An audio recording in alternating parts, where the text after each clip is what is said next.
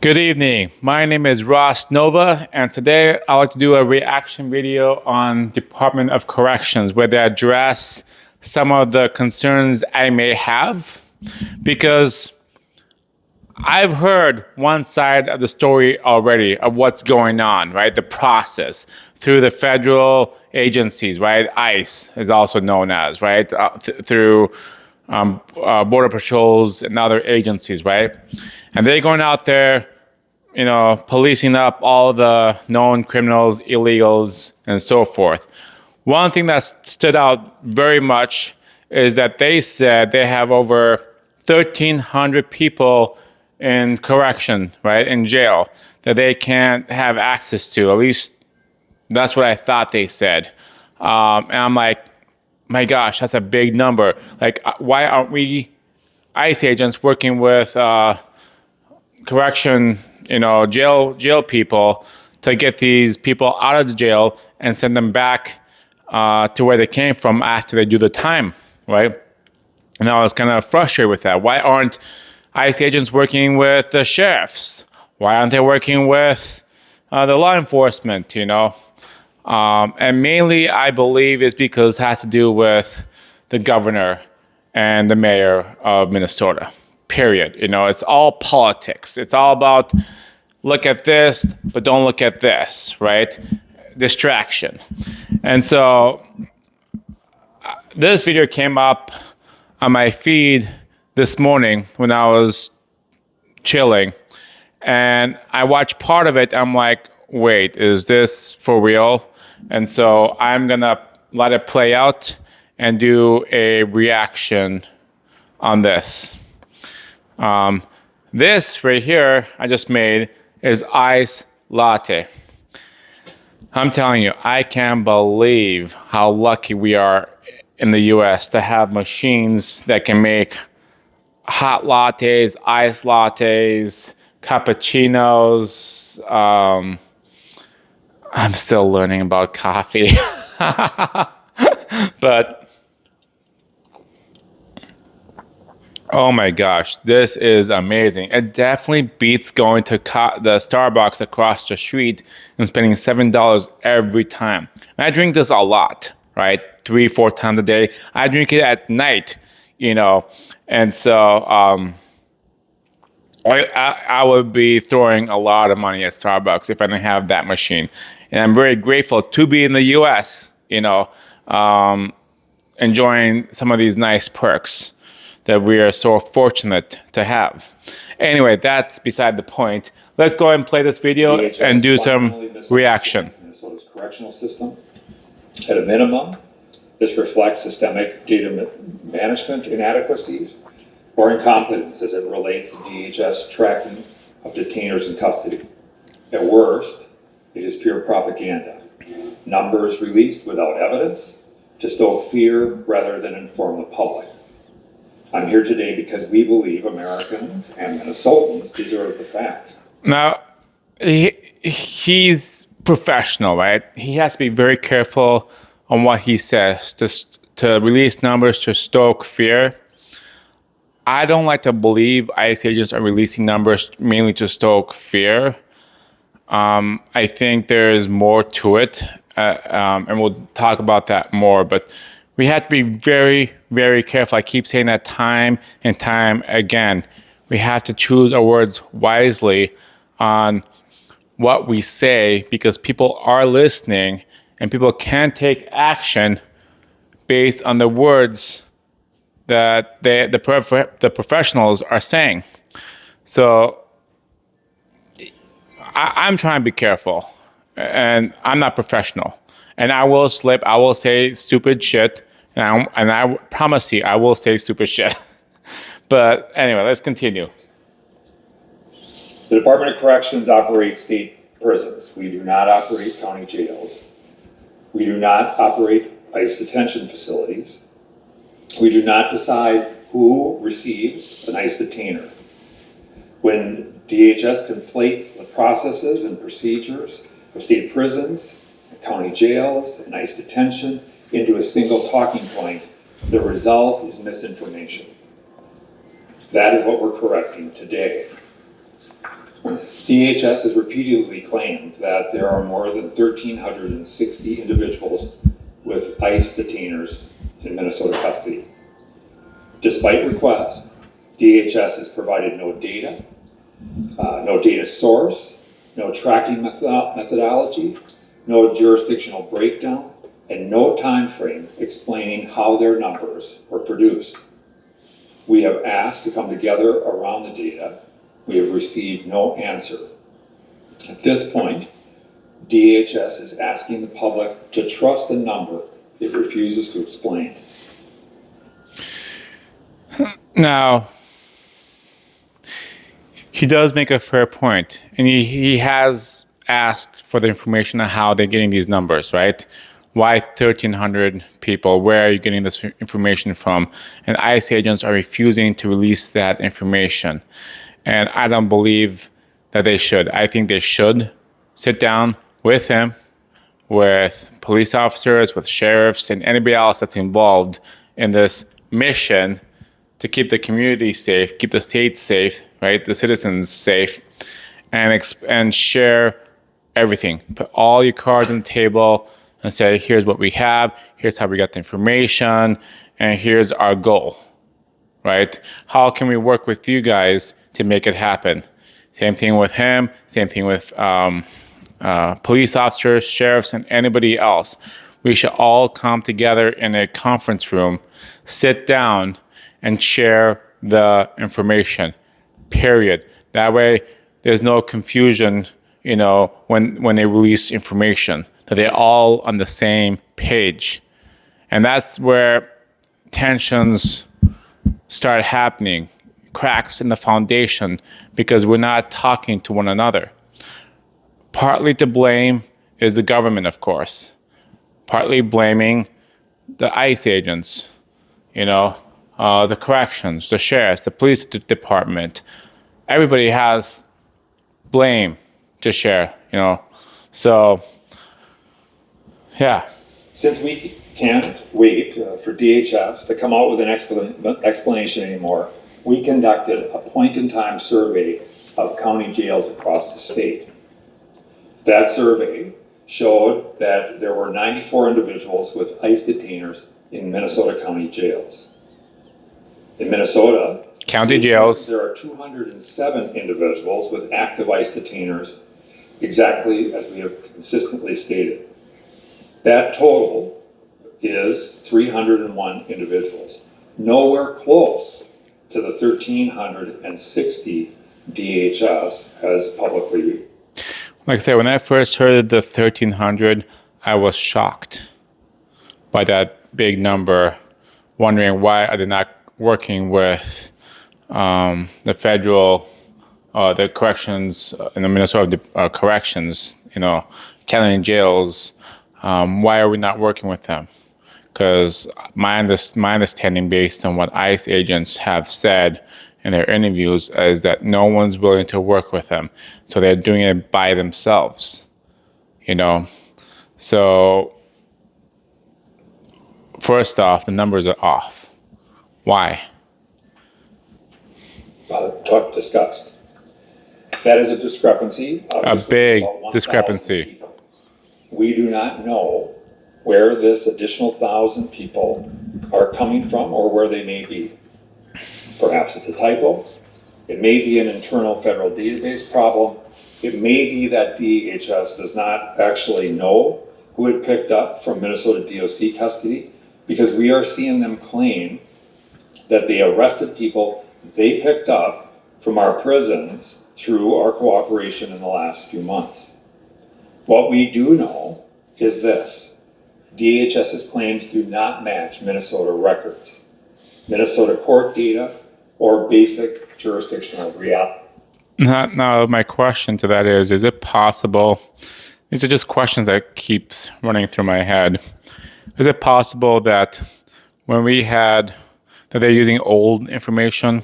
Because some of this information, the people they're looking for could be 2, 3, 4 years old. Because we had our border open for 3, 4 years, right?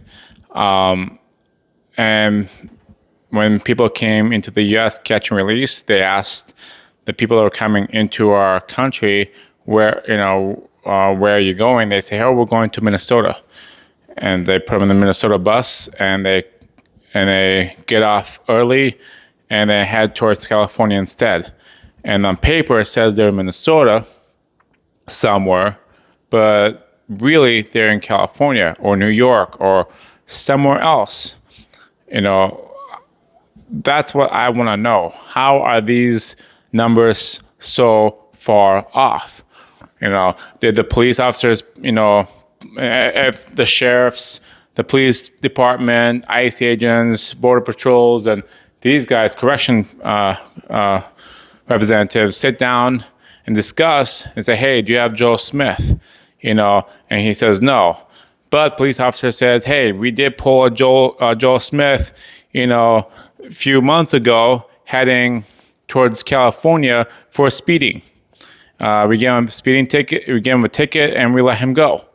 So now ICE agents know, okay, he was here, but according to police, he went towards California. So we need to change our notes, change our system to say he may be in California. Like, they have to be working together, but it seems like it's next to impossible. If any media outlet here is able to get DHS to explain their number, we would welcome it, because we've been unable to do so. I cannot speak for them, but I do know that numerous Minnesota County sheriffs are equally puzzled. Now, some Minnesota sheriffs are being thrown under the bus by DHS as being uncooperative, which is simply not true. We've reviewed every single DHS person that DHS has publicly named. And here's what we found. Many individuals were never in Minnesota DOC custody at all. Okay. Several have no Minnesota court or prison records whatsoever. Okay. Some had short stays in Minnesota County jails. Fair enough. Some are in custody in other states. Many were released directly to ICE, including cases going back to 2009.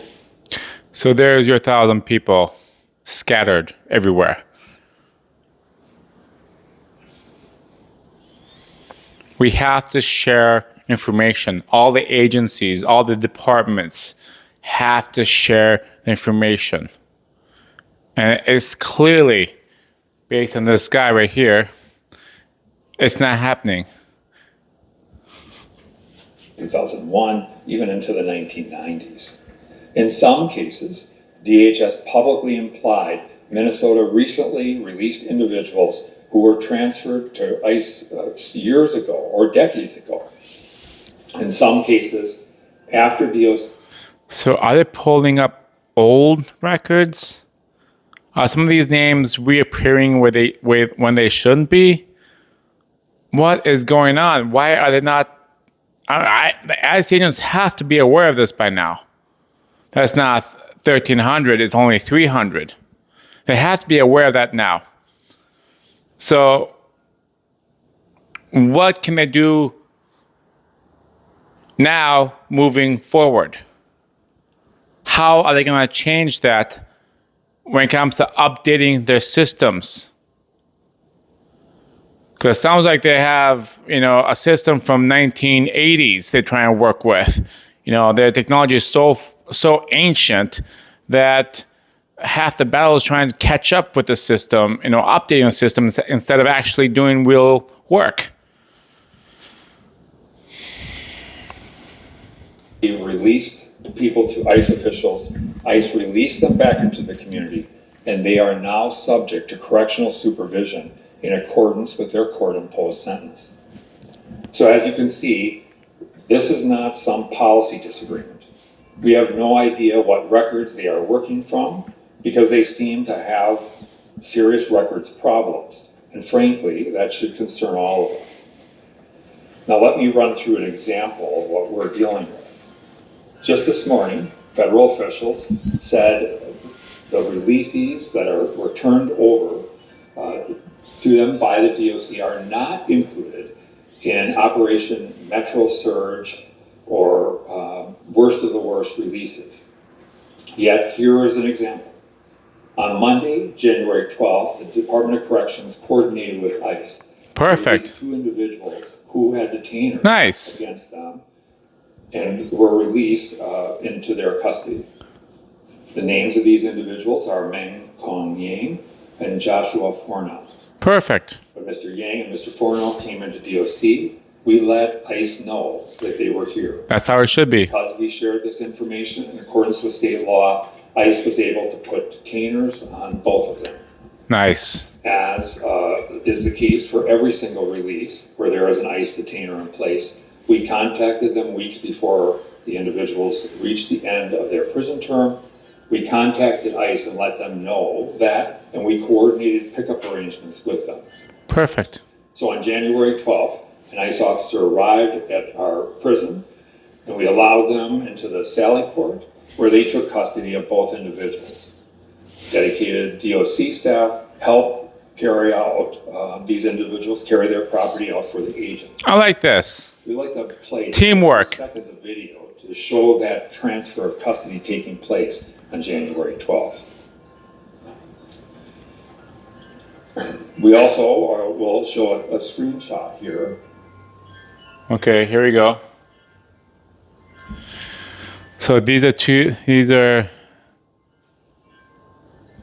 the two criminals. He has his hands forward. He has a chain wrapped around with a handcuff. Instead of handcuffs, same thing with this person. Handcuffed to their waist so they can't move, which is good. And notice this is in a very controlled environment, right? Tall walls, no protesters.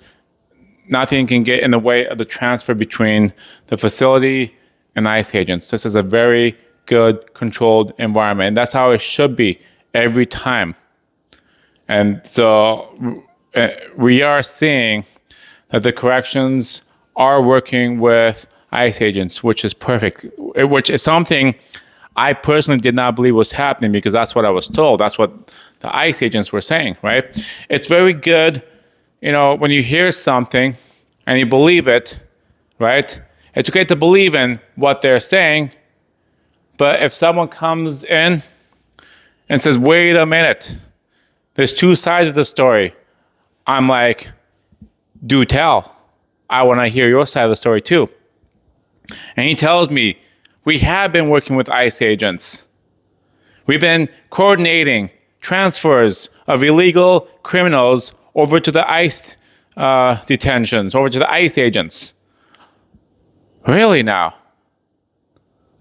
We have to always have an open mind to other stories that we may not be aware of that's going on, right? It's good to hear one side and believe, but we also have to hear the other side of the story and hear them out, right? And they make the decision.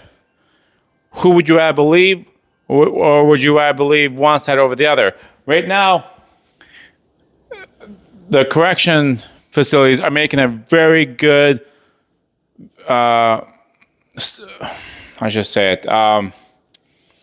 case. They're making a very good case that they are working with them. Somehow, ICE agents dropped the ball or not were quite fully, telling the story the way it should be, right? Because they say we're not working with corrections, we're not working with police, we're not working with sheriffs, yet corrections showing you they are. So my question is, why the discrepancy in those stories, right? Why? And I want to know, because I like to hear all points of view, right? I want to know everything, right? Because it's important. Now, I could easily not have shown this video, right? And stuck with ICE agents and believed them and backed them up 100%, right? But if someone shows me video, evidence, stuff like this, testimonials that they can back up saying we are working with them, then I want to hear from them. because this is another piece of the story that I did not receive. And we have to receive all stories to make a good judgment. Now, do I believe in what ICE agents are still doing? Yes. Will I be a little bit more cautious on what they're saying? Yes, because they gave me the reason why I should be cautious of what they're saying. Because of this.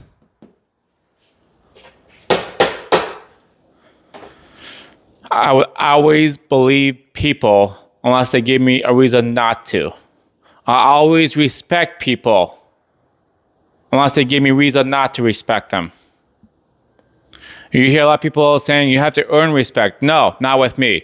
With me, you get automatic respect from me unless you do something that takes away the respect away from you.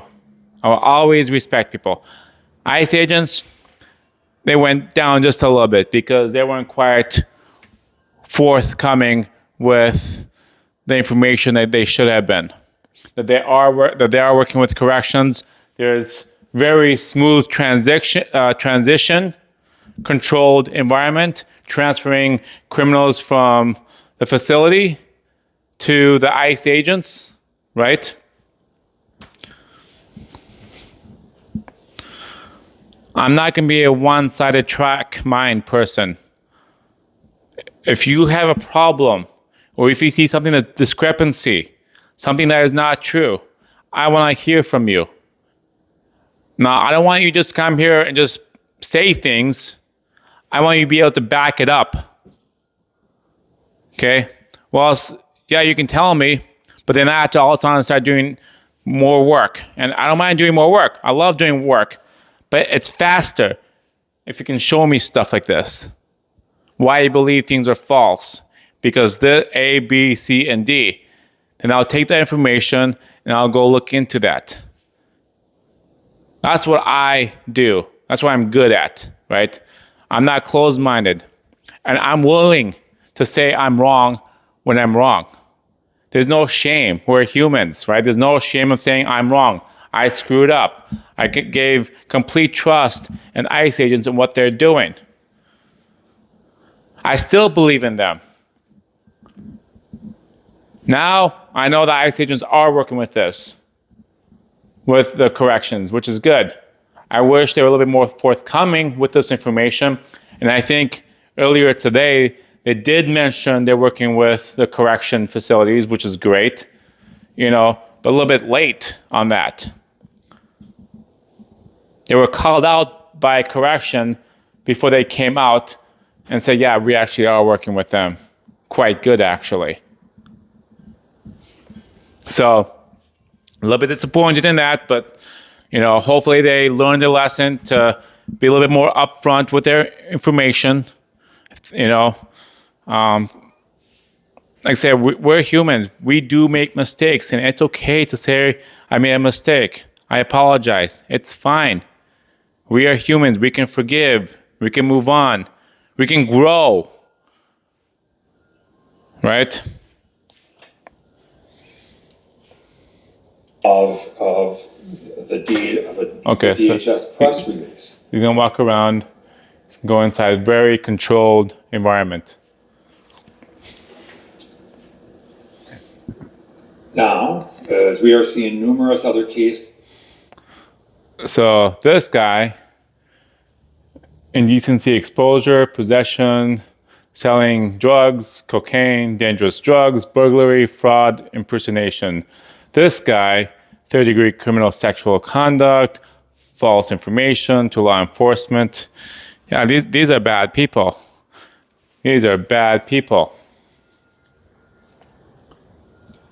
Both, as we are seeing in numerous other instances, both of these individuals, Mr. Yang and Mr. Fornow, ended up on DHS's January 13th press release with them insinuating that they were released individuals, released into the community, specifically saying that they were, and I quote, criminal illegal aliens arrested yesterday during Operation Metro Surge.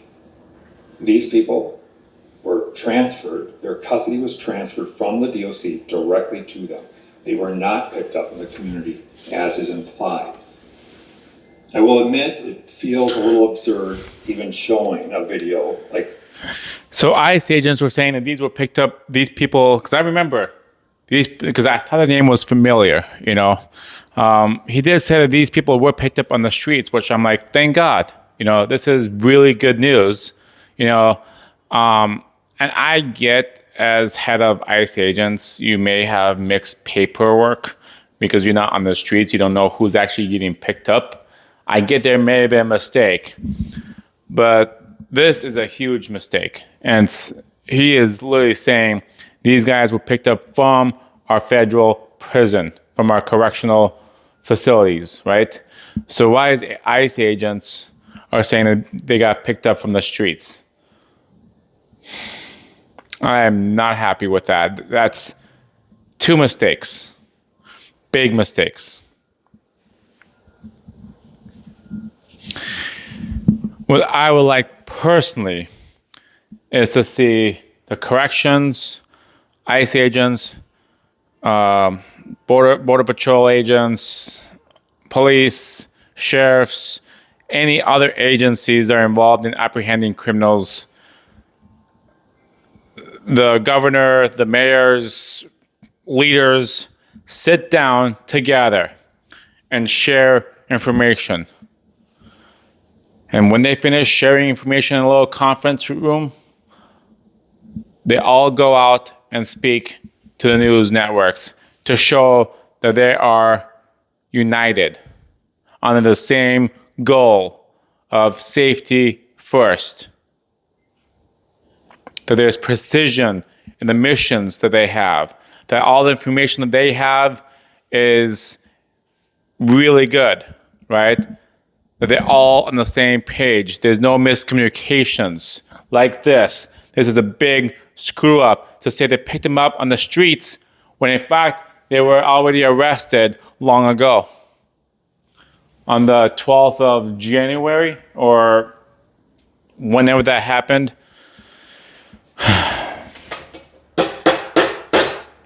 Do better. Do better.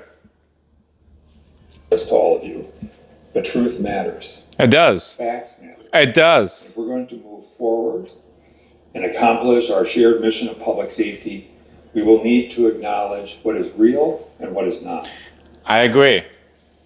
Today, ICE official Marcos Charles, during a press conference briefing, said the governor should direct county jails to honor ICE detainment. The statement that the governor controls the actions of county jails is patently false. In fact, the actions, as we've discussed, sheriffs who have been fully cooperative are now being accused of themselves being non-cooperative. So are the sheriffs actually working with ICE agents?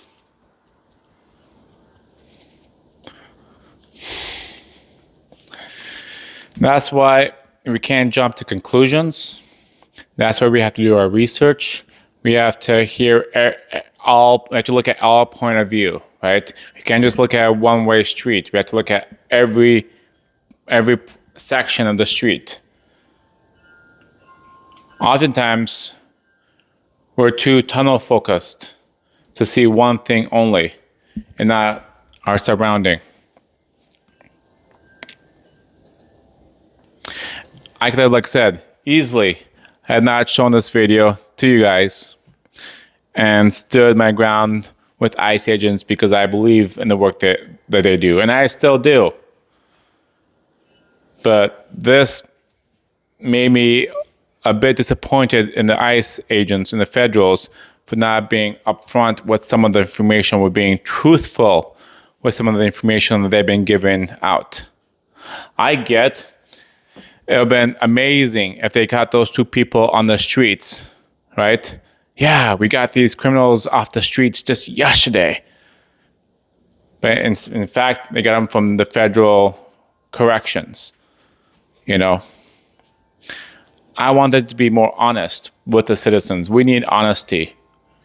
We need transparency, right? If we can't have those two things, citizens and federal agencies are going to keep colliding over and over and over. There's blame to go everywhere, from ICE agents to government officials to citizens, mainly protesters. There's blame to go everywhere. We all have to step back,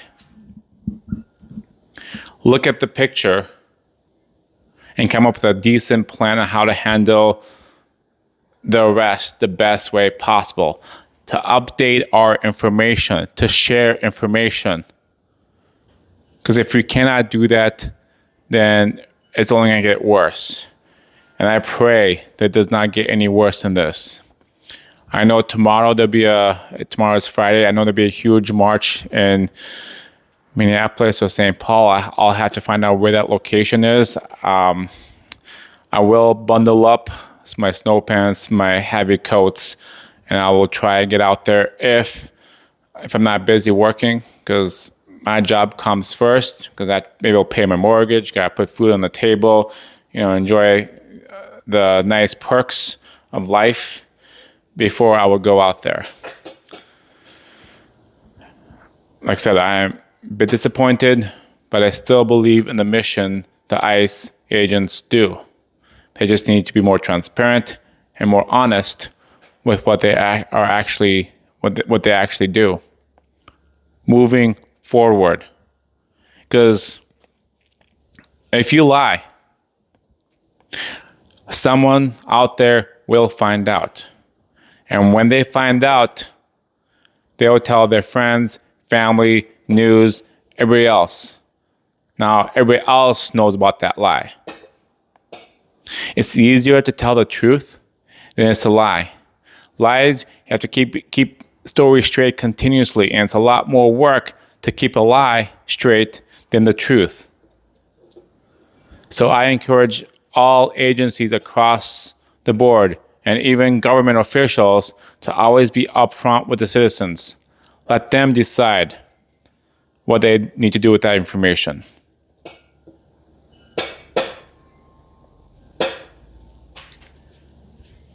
With ICE. State law requires us to notify ICE when a U.S. citizen and a non-U.S. citizen enters our custody. Which is really good. Fully comply with that I love that. requirement. So again, despite what they're putting out, the DOC does comply with ICE. Even if a police officer pulls over someone and find out they're here illegally, there's a long rap sheet. They need to detain them and let ICE agents know, hey, we have this criminal who's known as a drug dealer, who's known on all these things. Should we arrest him or should we let him go? And the ICE agent says, yes, arrest him, and we'll go pick him up at your nearest jail cell. That's how it should be, but there's no communication. And we're pleased that this morning they acknowledged that reality. As a matter of policy, even though the state does not require it, we honor every ICE detainer that is issued. And it is ICE alone who decides whether to issue a detainer. ICE decides whether to assume custody of a person upon their release from prison. And through the federal immigration processes, there is a determination made about whether they are deported or released back into the community. And the Department of Corrections is not involved in any of that. When ICE determines that they want to assume custody of an individual in DOC custody, DOC staff coordinate with local ICE officials to facilitate the safe transfer of custody. This occurs every time, without exception. I like that. Every time, without exception. This is good. Department of Corrections or county jails are permitted to retain custody of a person beyond their release date or contrary to judicial order, including the satisfaction of bail conditions. So here's what we ask. If DHS believes we failed to honor a detainer, we ask that they identify the specific case so we can address it. We have not found a single instance I believe of process failure in our review of the records. And he sounds legit. By ICE. Absent that, continuing to point out unsupported numbers is reckless and irresponsible. Unfair, I would add. Well, again, reckless, irresponsible. Like I said, information may be old. They may believe they're in the state, but they're actually somewhere else. We don't know. And that's what we also have to investigate, why those numbers are off, right? Are they just trying to scare the citizens, or legitimately, which I like to believe, but may not be true, that the numbers, that the people are just not there because they're somewhere else,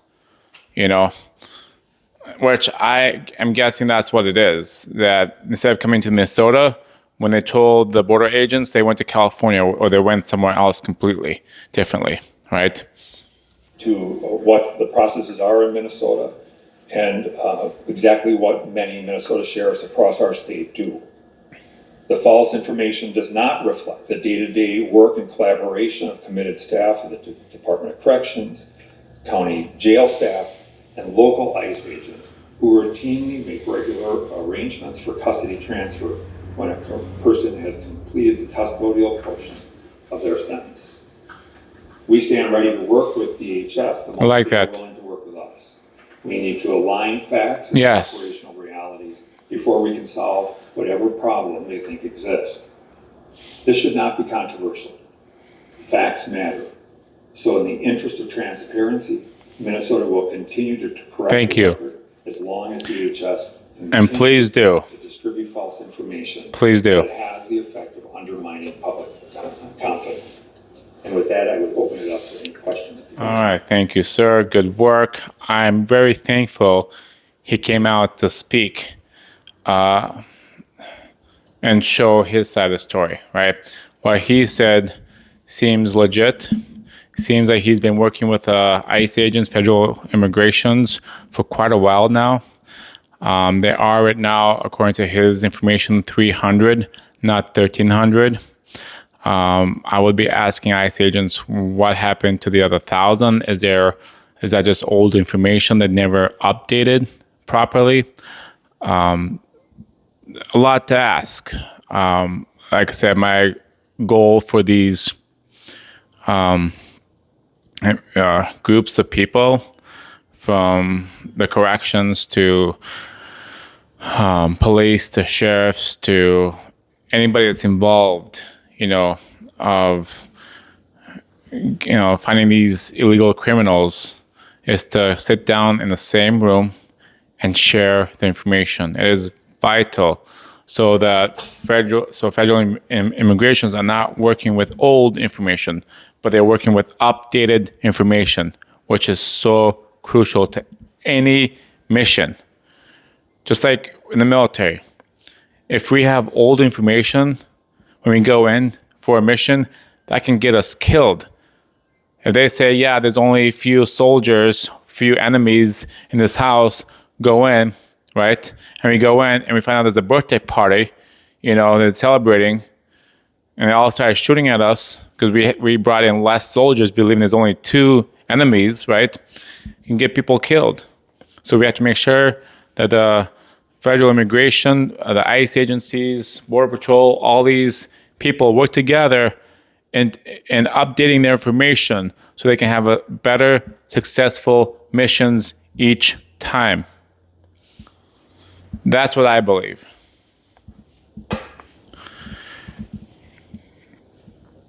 It's that simple.